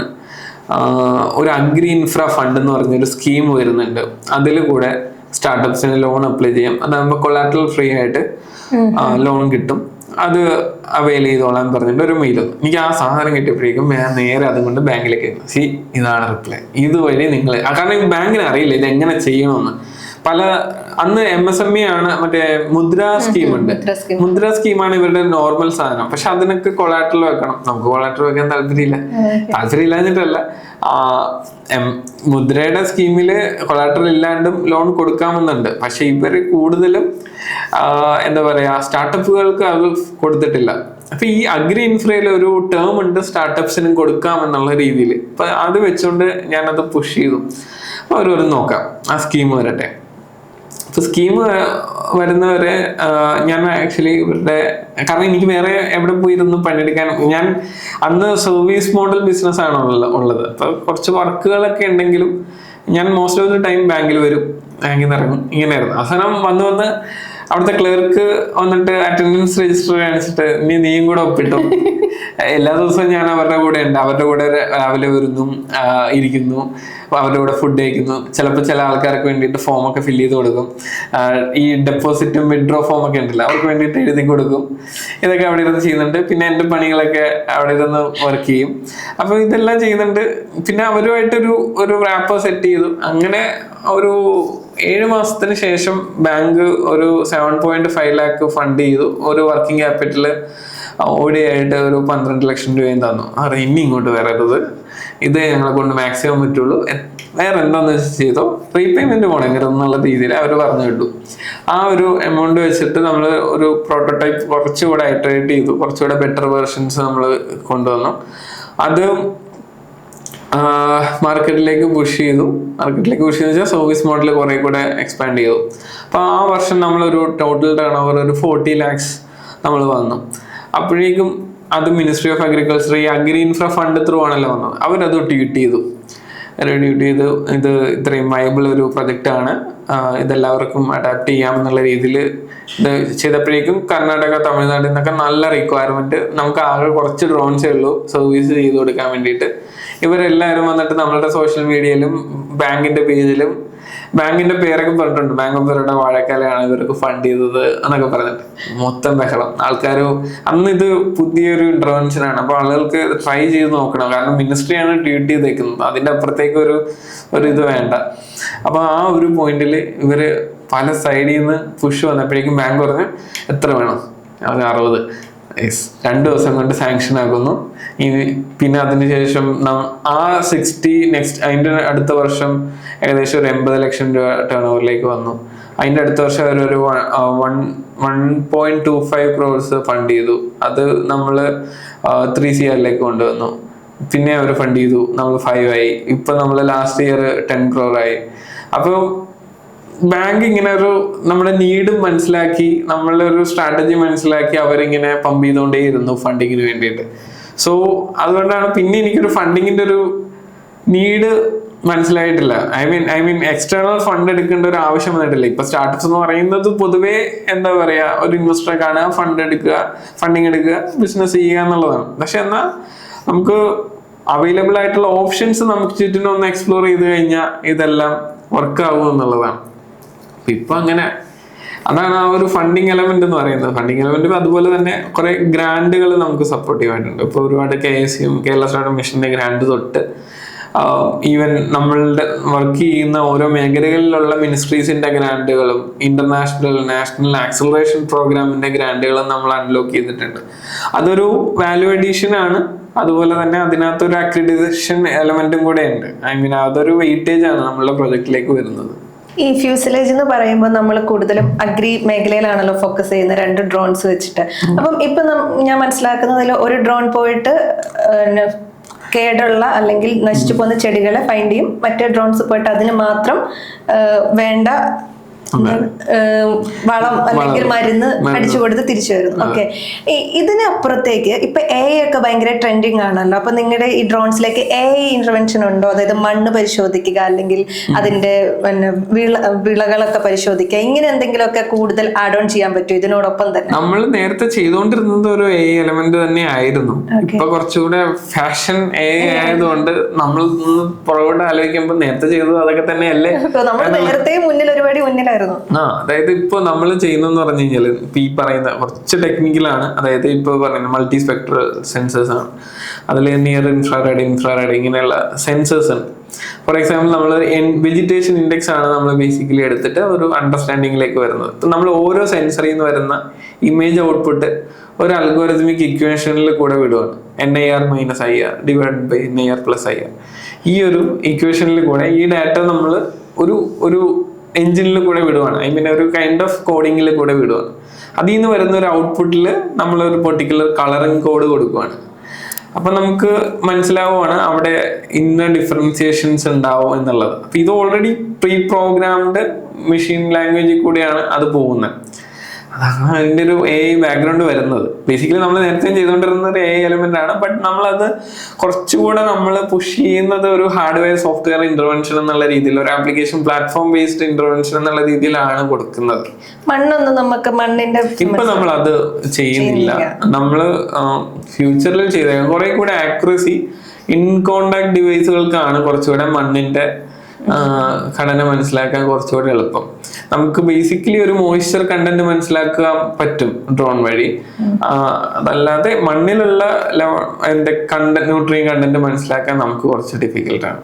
അതുപോലെ നമ്മുടെ ഇപ്പം സാധാരണക്കാർക്ക് ഈ സാങ്കേതിക വിദ്യയൊക്കെ ഉപയോഗിക്കാൻ കുറച്ച് ബുദ്ധിമുട്ടുണ്ടാവില്ല. ചിലപ്പോൾ നമ്മൾ കണ്ടിട്ടുണ്ട് നമ്മുടെ ഒക്കെ ചുറ്റുമുള്ള പാരൻസോ അല്ലെങ്കിൽ ഒരു 60-65 വയസ്സായ സാധാരണ ആളുകളെ സംബന്ധിച്ച് അവർക്ക് ചിലപ്പം ഗൂഗിൾ പേ യൂസ് ചെയ്യാൻ അറിയില്ല, ക്രോം സെർച്ച് ചെയ്യാൻ അറിയില്ല, ഇങ്ങനത്തെ കുറെ കാര്യങ്ങളുണ്ട്. അവരുടെ മുന്നിലേക്കാണ് നമ്മളൊരു ഡ്രോൺ എന്ന് പറഞ്ഞൊരു ഓപ്ഷൻ വെക്കുന്നത്. നമ്മുടെ ജനറേഷനിൽ കൃഷി ചെയ്യുന്ന ആളുകൾ കുറവാണെന്നാണല്ലോ പറയപ്പെടുന്നത്.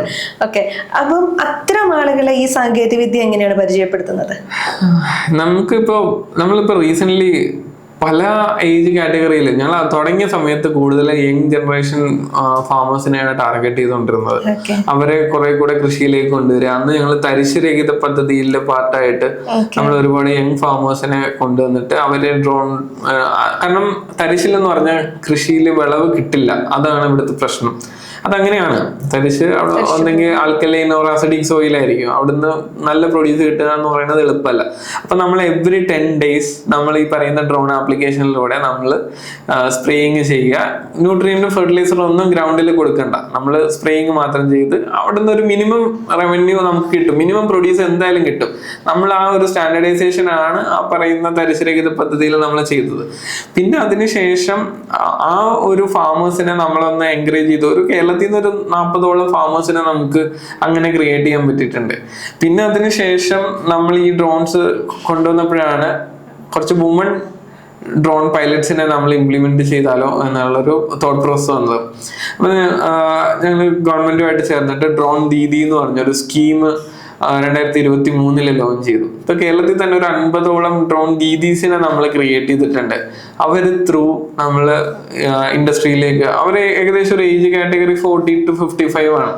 അവരെ നമ്മൾ ട്രെയിൻ ചെയ്ത്, ആദ്യം ഡിഫിക്കൽട്ട് ആയിരുന്നു, പക്ഷെ അവരിപ്പോ നന്നായിട്ട്, ഇപ്പൊ ഈവൻ ഞങ്ങളുടെ പൈലറ്റിനേക്കാൾ നന്നായിട്ട് ഫ്ലൈ ചെയ്യുന്നവരുണ്ട്.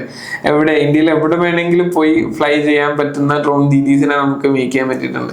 പിന്നെ ഫാമേഴ്സ്, ഈ പറയുന്ന ഇനിഷ്യലി നല്ല ഏജ്ഡ് ആയിട്ടുള്ള ആൾക്കാർ ട്രഡീഷണൽ ആയിട്ട് ഫാമിങ് ചെയ്യുന്നത് മാറാൻ ബുദ്ധിമുട്ടുള്ള ഫാമേഴ്സ് ഉണ്ടായിരുന്നു. അവരെയൊക്കെ നമ്മൾ ഈ പറയുന്ന ആദ്യം ഒരു കുറച്ച് ഏരിയയിൽ ചെയ്ത് കാണിച്ച് ഇവർക്കൊരു പ്രൂഫ് കാണിക്കുവാണെങ്കിൽ ഇത്രയും വ്യത്യാസം ഉണ്ടാവുന്നുണ്ട്, ഇതെല്ലാം അവരെ മനസ്സിലാക്കിയിട്ടായിരിക്കും നമ്മൾ പിന്നെ ഒരു വലിയ ഏരിയയിലുള്ള പ്രൊജക്ട് എടുക്കുക. അങ്ങനെ നമ്മൾ ചെയ്യുന്നുണ്ട്. ഈ കുടുംബശ്രീനെയൊക്കെ ഇതിനകത്തേക്ക് ഭാഗമാക്കിയിട്ടുണ്ടായിരുന്നു. കുടുംബശ്രീ ഒക്കെ ഇത്തരം പദ്ധതികൾ ചെയ്യുന്നവരാണ്. കുടുംബശ്രീയുടെ പാർട്ടായിട്ടാണ് നമ്മൾ ഈ പറയുന്ന drone Didi scheme project implement ചെയ്തത്. അതിന്റെ ഒരു ഇംപ്ലിമെന്റേഷൻ നോഡൽ ഏജൻസി കുടുംബശ്രീ ആയിരുന്നു. ഫാക്ട് ആണ് അത്. ഇവർക്ക് ഡ്രോൺ പ്രൊക്യൂർമെന്റിന് വേണ്ടിയിട്ടുള്ള ഫണ്ടിങ് ചെയ്തിട്ടുള്ളത്. നമുക്കിവിടെ ഇപ്പം ഡ്രോൺ പറത്തുന്നതിനൊക്കെ ഒരു ലൈസൻസ് ഒക്കെ ആവശ്യമുണ്ടാവില്ല. അപ്പൊ നിങ്ങൾക്ക് ഇപ്പം ഡ്രോൺ നിർമ്മിക്കുന്നതിനൊക്കെ ഉള്ള ലൈസൻസ് കിട്ടാൻ വളരെയധികം ബുദ്ധിമുട്ടുണ്ടായിട്ടുണ്ടോ? ഇനിഷ്യലി ആദ്യത്തെ പ്രൊഡക്റ്റ് നമ്മൾ മാർക്കറ്റിലേക്ക് ഇറക്കുമ്പോൾ സിവിൽ ഏവിയേഷന്റെ പ്രൊസീജിയർ ഭയങ്കര ഡിഫിക്കൽട്ട് ആയിട്ടുള്ള പ്രോസസ്സായിരുന്നു. ഞങ്ങൾക്കും അതൊരു പുതിയൊരു നോളജ് ആണ്. മാനുഫാക്ചറിങ് എന്നല്ലാതെ കുറച്ചുകൂടെ കംപ്ലൈൻസ് മീറ്റ് ചെയ്യുമ്പോൾ ഒരുപാട് സ്റ്റാൻഡേർഡ്സ്, അത് 3 level സ്റ്റാൻഡേർഡ്സ് ഉണ്ടാവും. അതായത് ക്വാളിറ്റി കൗൺസിൽ ഓഫ് ഇന്ത്യയുടെ സ്റ്റാൻഡേർഡൈസേഷൻ നമ്മൾ മീറ്റ് ചെയ്യണം. NABL അക്രഡിറ്റേഷൻ എന്ന് പറയുന്ന ലാബ് ലെവലുള്ള സർട്ടിഫിക്കേഷൻസ് നമ്മൾ മീറ്റ് ചെയ്യണം. അതുപോലെ തന്നെ ഫൈനൽ DGCAയുടെ സ്റ്റാൻഡേർഡ്സും, അത് ഫെഡറൽ ഏവിയേഷൻ റൂൾസിന്റെ അണ്ടറിൽ വരുന്നതാണെങ്കിലും അവരെക്കാൾ കുറച്ചുകൂടെ അഡ്വാൻസ്ഡ് ആണ് നമ്മുടെ DGCA. അപ്പം അതും നമുക്ക് മീറ്റ് ചെയ്യണം. അപ്പൊ അങ്ങനെ 3 സ്റ്റാൻഡേർഡ് കഴിഞ്ഞിട്ടാണ് നമ്മൾ മാർക്കറ്റിലേക്ക് പ്രൊഡക്റ്റ് സെയിൽ ചെയ്യാൻ വേണ്ടിയിട്ട് ഇറങ്ങുന്നത്. അപ്പൊ അത് ഡിഫിക്കൽട്ട് ആയിട്ടുള്ളൊരു പ്രോസസ് ആയിരുന്നു, പക്ഷെ അതൊരു ലേണിംഗ് ആയിരുന്നു. പക്ഷെ ഇപ്പൊ നമുക്ക് അത് അത്ര ഇതെല്ലാം നമുക്ക് ഒരു നോർമൽ ഇതായി. ഐ മീൻ ഇപ്പൊ നമുക്ക് കൂടുതൽ പരിപാടികൾ ചെയ്തറിയാം. അതുപോലെ കേരളത്തിൽ നമ്മൾ കൃഷി നോക്കുകയാണെങ്കിൽ തെങ്ങ്, കവുങ്ങ്, ഇത്തരം ഇങ്ങനെ ഹൈറ്റ് ഉള്ള മരങ്ങളുണ്ടല്ലോ. അപ്പം ഇതിന്റെ ഇടയിൽ ഡ്രോൺ പറത്തുക എന്ന് പറഞ്ഞിട്ടുണ്ടെങ്കിൽ കുറച്ച് പ്രായോഗികമായിട്ട് ബുദ്ധിമുട്ടുള്ള ഒരു കാര്യമാണ്. ഞങ്ങൾ ഇപ്പൊ ചെയ്യുന്നത് റബ്ബർ ആയിട്ടാണ്. ഇപ്പൊ കഴിഞ്ഞൊരു വർഷം നമ്മൾ എൻറ്റയർലി സ്പെൻഡ് ചെയ്തത് റബ്ബറിൽ റിസർച്ച് ചെയ്യാൻ വേണ്ടിയിട്ടായിരുന്നു. അത് ഒരു കോപ്പർ ഓക്സിക്ലോറൈഡിന്റെയും ഓയിലിന്റെയും ഒരു കോമ്പിനേഷൻ സ്പ്രേയിങ്ങിന്റെ ഒരു എഫക്റ്റീവ് യൂസ് കേസ്. അതായത് ലീഫ് റിട്ടൻഷൻ മെയിൻറ്റെയിൻ ചെയ്യുക. ലീഫ് റിട്ടൻഷൻ സമ്മറിലൊക്കെ ആകുമ്പോഴേക്കും, അല്ലെങ്കിൽ മൺസൂൺ സീസണിലാകുമ്പോഴേക്കും ഈ ഇല കൊഴിഞ്ഞു പോകുന്നത് ഒരു സാധാരണ പ്രവണതയാണ്. അത് മെയിൻറ്റെയിൻ ചെയ്യുക. അതിനു വേണ്ടിയിട്ടാണ് നമ്മൾ മെയിനായിട്ട് ഈ സ്പ്രേയിങ് കൊടുക്കുക. അപ്പൊ അതിനു വേണ്ടിയിട്ട് ഒരു വർഷം റിസർച്ച് ചെയ്തിട്ടാണ് ഈ വർഷം നമ്മൾ കൊമേഴ്ഷ്യൽ പ്രൊജക്ട് ഇംപ്ലിമെന്റ് ചെയ്തത്. ആദ്യമൊക്കെ ഡിഫിക്കൽട്ടായിരുന്നു. നമ്മൾ ഹൈ ടെറൈനിൽ ചിലപ്പോൾ കാണാൻ പറ്റില്ല, ചിലപ്പോൾ ഹൈ എലിവേഷൻസിൽ ചിലപ്പോൾ ഒരു സെൻസേഴ്സുകളൊക്കെ ഉണ്ടെങ്കിൽ ചിലപ്പോൾ ഒരു കമ്പ് ഇങ്ങനെ മുകളിലേക്ക് പ്രൊജക്ട് ചെയ്ത് തന്നെ മതി അത് ക്രാഷ് ആവാൻ വേണ്ടിയിട്ട്. അപ്പൊ ഇപ്പൊ നമ്മൾ അതൊക്കെ അഡ്രസ് ചെയ്ത് ടെക്നോളജി ഒന്ന് റിഫൈൻ ചെയ്ത് ഇപ്പൊ മാർക്കറ്റിലേക്ക് ഈ വർഷം തൊട്ട് നമ്മൾ കൊമേഴ്ഷ്യലായിട്ട് റബ്ബറിൽ പ്രൊജക്ട്സ് ചെയ്തു തുടങ്ങി. അടുത്ത വർഷം നമ്മളൊരു പുതിയ പ്രൊഡക്റ്റ് ഈ ഒരു സെഗ്മെന്റിലേക്ക് ഇറക്കുന്നുണ്ട്. ബെറ്റർ കപ്പാസിറ്റി, അതുപോലെ തന്നെ ഇപ്പൊ 10 ലിറ്റർ കപ്പാസിറ്റിയാണ്. നമ്മൾ കുറെ കൂടെ ബെറ്റർ കപ്പാസിറ്റി ഉള്ള കുറെ ആപ്ലിക്കബിലിറ്റി ഉള്ള ഡ്രോൺസ് നമ്മൾ ഇൻട്രൊഡ്യൂസ് ചെയ്യുന്നുണ്ട്. നമ്മൾ ഫ്യൂസലേജിനെ കുറിച്ച് പറയുമ്പം പറഞ്ഞു വെക്കേണ്ട ഒരാളുണ്ട്, ദേവിക. ദേവിക ചന്ദ്രശേഖരനെ കുറിച്ച് നമുക്ക് മെൻഷൻ ചെയ്യാതെ പോകാൻ പറ്റില്ല. കാരണം പ്രധാനമന്ത്രിയൊക്കെ ഷെയ്ക്ക് ഹാൻഡ് കൊടുത്തിട്ടുള്ള ഒരാൾ കൂടിയാണ്. ഭയങ്കര ഇമോഷണൽ ആയിട്ട് അതിനെക്കുറിച്ച് വീഡിയോ ഭയങ്കര വൈറലായിരുന്നു. അപ്പം സിസ്റ്റർ കൂടിയാണ്. അവരുടെ നിങ്ങൾ രണ്ടുപേരും കൂടിയാണല്ലോ ഒരുമിച്ച് ബിസിനസ് കൊണ്ടുവന്നത്. നിങ്ങളുടെ ഈ ഒരു സിബ്ലിങ്സ് ബന്ധം എത്രത്തോളം നമുക്ക് ഗുണകരമായി ഈ ബിസിനസ്സിൽ? ഞങ്ങൾ തുടങ്ങിയ സമയത്ത് ഒരുപാട് കൺസേൺ വന്നൊരു സാധനമാണ്. അതായത് ഇനിഷ്യലി ഫണ്ട് ചെയ്യാൻ, I mean even government institutes ആണെങ്കിലും ലോൺ ആണെന്നുണ്ടെങ്കിൽ ഒരു സ്റ്റാർട്ടപ്പുകൾ ആക്ച്വലി ഒരു ഫാമിലി ബിസിനസ് അല്ലല്ലോ. ഐ മീൻ ഫ്രണ്ട്സ് ആയിരിക്കും തുടങ്ങുന്നത്, അല്ലെങ്കിൽ രണ്ട് ഡൊമൈനിലുള്ള ആൾക്കാരായിരിക്കും ചെയ്യുക. ശരിയാണ്, ഞങ്ങൾ രണ്ട് ഡൊമൈനിലാണ്. ബട്ട് ചേച്ചി കുറച്ചുകൂടെ എന്താ പറയാ സിസ്റ്റംസ് ആൻഡ് പ്രോസസ് അല്ലെങ്കിൽ മാനേജ്മെന്റ് പെർസ്പെക്റ്റീവിലാണ് ചേച്ചിയുടെ സ്കില്ല് വരുന്നത്. പക്ഷെ ഞാനാണെങ്കിൽ ടെക്നിക്കൽ ആൻഡ് ഓപ്പർച്യൂണിറ്റി സൈഡാണ് ഞാൻ കുറച്ചുകൂടെ വരുന്നത്. ബട്ട് നമ്മളെ കാണുന്നത് പലരും ഇതൊരു ഫാമിലി ബിസിനസ് അല്ലേ, അപ്പോൾ ഫണ്ട് ചെയ്യാൻ ഒരു ബുദ്ധിമുട്ട് അന്നുണ്ടായിരുന്നു. അന്ന് ഈ സിബ്ലിങ്സ് സ്റ്റാർട്ടപ്സ് ഇപ്പൊ ഒരുപാടുണ്ട്. ബട്ട് ഇപ്പൊ അന്നൊരു ഒരു കൾച്ചർ അത്ര ഫെമിലിയർ അല്ലായിരുന്നു. ബട്ട് നമ്മൾ അവിടെയും കുറച്ച് ഡിഫറെന്റ് ആയിട്ട് നിന്നു. അതങ്ങനെ ചെയ്താൽ വർക്ക് ആകുമോ എന്നുള്ളൊരു പോയിന്റ് പലർക്കും ഉണ്ടായിരുന്നു. ബട്ട് നമ്മൾ അതൊന്നും മൈൻഡ് ചെയ്തില്ല, നമ്മൾ മുന്നോട്ട് പോയി എന്നുള്ളതാണ്. ഇപ്പൊ എസ്പെഷ്യലി ദേവിക എന്താ പറയാ തുടക്കകാലം തൊട്ടേ ഇപ്പം ദേവിക സിനിമയിൽ കൂടെ ആള് ഉണ്ട്, വർക്ക് ചെയ്യുന്നുണ്ട്. അതും ഒരുപാട് നമ്മളെ ഹെൽപ്പ് ചെയ്തിട്ടുണ്ട്. എന്ന് വെച്ചാൽ ചേച്ചി പുഴുവിന്റെ അസിസ്റ്റന്റ് ഡയറക്ടർ ആയിരുന്നു. പുഴുവിൽ വർക്ക് ചെയ്യുമ്പോഴാണ് ഫ്യൂസലേജ് സ്റ്റാർട്ട് ചെയ്യുന്നത്. ഞാൻ ആ സമയത്ത് മമ്മൂക്കനെ മീറ്റ് ചെയ്യാൻ പറ്റിയിട്ടുണ്ടായിരുന്നു. അപ്പൊ ഞാൻ മമ്മൂക്കയുടെ ഇടയ്ക്കിലും ഈ പ്രൊജക്ടിനെ കുറിച്ചൊക്കെ പറഞ്ഞു. അപ്പൊ അദ്ദേഹം പറഞ്ഞു ഇത് കൊള്ളാം, പരിപാടി കൊള്ളാം. പുള്ളി ഇസ്രായേലിൽ ഇതുപോലെ ഒരു സിമിലർ ടെക്നോളജി കണ്ടിട്ടുണ്ട്, അതിന്റെ എനിക്ക് മനസ്സിലായ ഏതാണെന്ന്. അപ്പൊ അതിന്റെ ഒരു റിഫൈൻഡ് വേർഷനാണ് നമ്മളുടെ പ്രൊജക്റ്റിലുള്ളത്. അപ്പൊ അദ്ദേഹം അന്ന് നമ്മളോട് പറഞ്ഞു എത്ര ടേൺ ഓവർ ഉണ്ട്, എത്ര വാല്യുവേഷൻ ഉണ്ട്, അതൊന്നും അറിയില്ല, ജസ്റ്റ് തുടങ്ങിയിട്ട് 2 മാസമായിരുന്നു. അപ്പൊ നമുക്ക് ഇത് നോക്കാം. അപ്പൊ അന്ന് ചേച്ചി ത്രൂ ആണ് നമുക്ക് ഇതിനെ കുറിച്ച് അറിയുന്നത്, കാര്യങ്ങൾ നമ്മളിങ്ങനെ ചെയ്യുന്നുണ്ട് എന്നുള്ളത്. പിന്നീട് ഒരു 2 വർഷം കഴിഞ്ഞപ്പോഴേക്കും ഞങ്ങൾക്ക് കൈരളി ടിവിയുടെ അവാർഡ് നമുക്ക് കിട്ടുമ്പോഴും നമുക്ക് ഇപ്പൊ പറഞ്ഞിരുന്നു നിങ്ങളുടെ ഡെവലപ്മെന്റ്സ് എല്ലാം ഞാൻ അറിയുന്നുണ്ട്, അദ്ദേഹം ഇതെല്ലാം അറിയുന്നുണ്ട്. ചേച്ചി ജോർജേട്ടനുമായിട്ട് ഫ്രണ്ടാണ്. ജോർജേട്ടൻ നമുക്ക് മാനേജിങ് ഡയറക്ടറാണ്. അപ്പോൾ അങ്ങനെ ഒരുപാട് ഇന്റർവെൻഷൻസ് നടക്കുന്നുണ്ട്. ആൾമോസ്റ്റ് ഇപ്പം ദേവിക കുറെ കൂടെ എന്താ പറയാ ഓപ്പറേഷണൽ അതുപോലെ തന്നെ മാനേജ്മെന്റ് ഈ systems and process in place set ചെയ്യുക.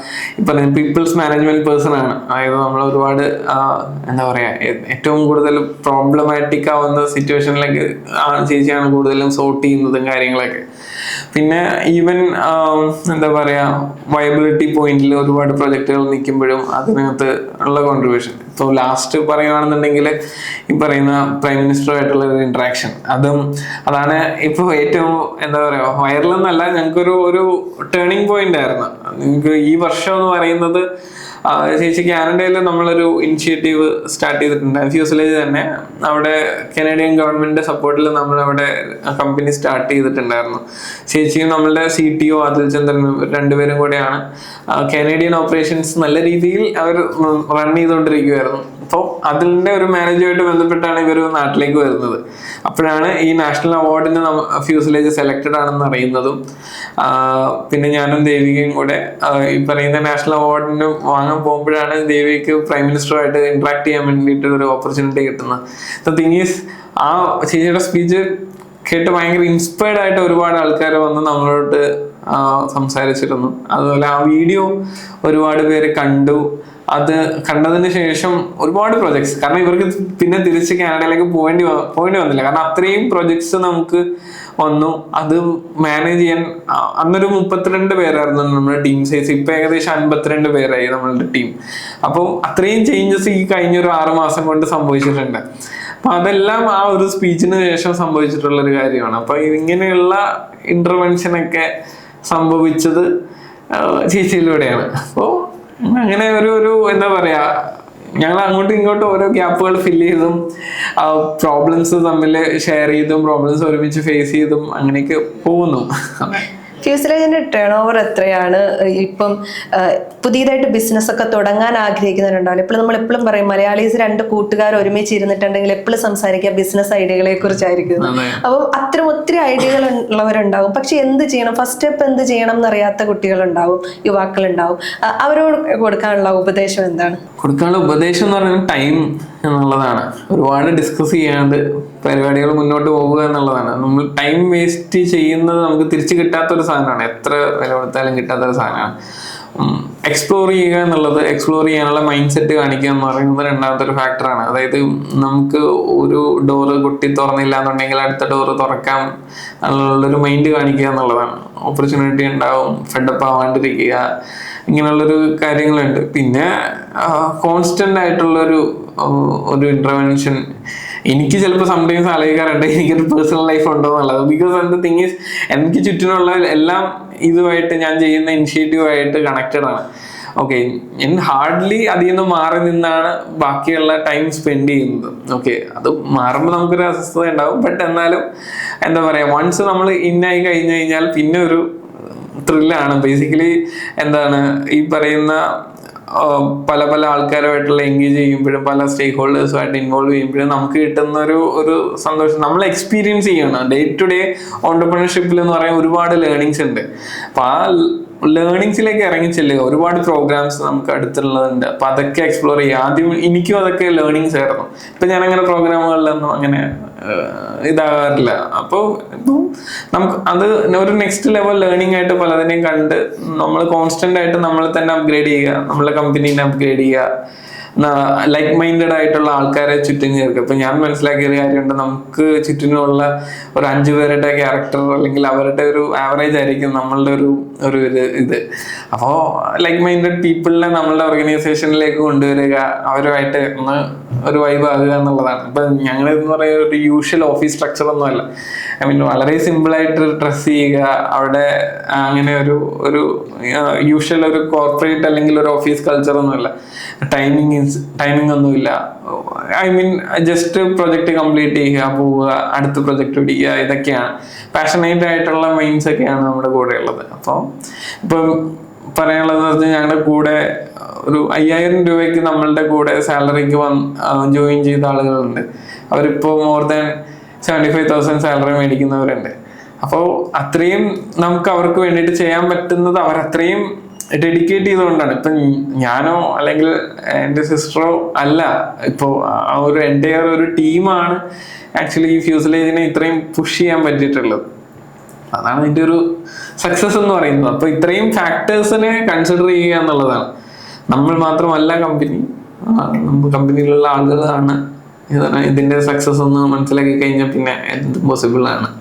അവസാനമായിട്ട് ഒരു ചോദ്യം കൂടി, ഫ്യൂസലേജ് ഒരു വർഷം എത്ര കോടിയുടെ ബിസിനസ് ചെയ്യുന്നുണ്ടാവും?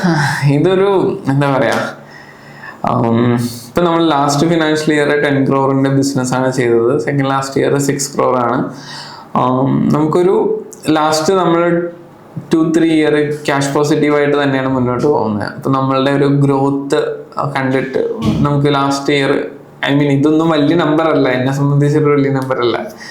തിങ് ഈസ് നമ്മളെ ഗ്രോത്ത് കണ്ടിട്ട് സ്റ്റാർട്ടപ്പ് ഇന്ത്യ അതുപോലെ തന്നെ MCA ഇവര് ഒരു ടാക്സ് എക്സംഷൻ സർട്ടിഫിക്കറ്റ് നമുക്ക് തന്നത്. നെക്സ്റ്റ് 3 കോൺസിക്യൂട്ടീവ് ഇയേഴ്സിൽ നമുക്ക് പ്രോഫിറ്റ് ടാക്സ് അടയ്ക്കണ്ട എന്നുള്ളൊരു സർട്ടിഫിക്കേഷൻ കൂടെ. അത് വളരെ 42 കമ്പനീസിനെ ഇന്ത്യയിൽ കിട്ടിയിട്ടുള്ളൂ. ഓക്കെ, അപ്പൊ അത് ആ ഒരു ഗ്രോത്ത് പെർസ്പെക്റ്റീവിലാണ്. അപ്പോൾ അവരും പറയുന്നുണ്ട് ഇനി ഒരു ഇൻവെസ്റ്റ്മെന്റ് എടുത്ത് തുടങ്ങിയാൽ ഇതിപ്പോ ഒരു റൈറ്റ് ടൈമാണ്. ഇനിയിപ്പോൾ ഇൻവെസ്റ്റ്മെന്റ് എടുത്തു കഴിഞ്ഞാൽ പ്രോഫിറ്റ് കൈയാവും, ബട്ട് നമ്മൾ ടാക്സ് അടക്കണ്ട. സോ നെക്സ്റ്റ് 3 ഇയർ നമുക്ക് മാക്സിമം നല്ല രീതിയിൽ ഈ പ്രോഫിറ്റ് റീഇൻവെസ്റ്റ് ചെയ്തും ബിസിനസ് ചെയ്യാമല്ലോ. അപ്പോൾ അതും എക്സ്പ്ലോർ ചെയ്യാവുന്നതാണ്. അപ്പോൾ പറയുന്നുണ്ട് ഇങ്ങനെ ഇനിയിപ്പോൾ ഇൻവെസ്റ്റ്മെന്റ് എടുത്ത് കുറെ കൂടെ വലിയ ടേൺ ഓവറിലേക്ക് കൊണ്ടുവരിക, അല്ലാന്നുണ്ടെങ്കിൽ കൂടുതൽ ഫണ്ടിങ്ങും ബാങ്ക് ത്രൂ എടുത്തു കഴിഞ്ഞാൽ ബിസിനസ് കുറച്ചുകൂടെ എക്സ്പ്ലോർ ചെയ്യുക. അപ്പൊ അതിന് ഞങ്ങൾ മാക്സിമം മാർക്കറ്റ് നോക്കുവാണ്, മാർക്കറ്റ് ഓപ്പർച്യൂണിറ്റീസ് എക്സ്പ്ലോർ ചെയ്തുകൊണ്ടിരിക്കുകയാണ്. ഇനിയും പുതിയ പരീക്ഷണങ്ങൾ നടത്തട്ടെ, അത് വിജയിക്കട്ടെ, ഡ്രോൺസ് പോലെ ചിന്തകളൊക്കെ ഉയർന്നു പറക്കട്ടെ എന്ന് ആശംസിക്കുന്നു. താങ്ക് യു സോ മച്ച് ഇത്രയും സമയം നമ്മളോടൊപ്പം ഇരുന്നത്. Thank you so much.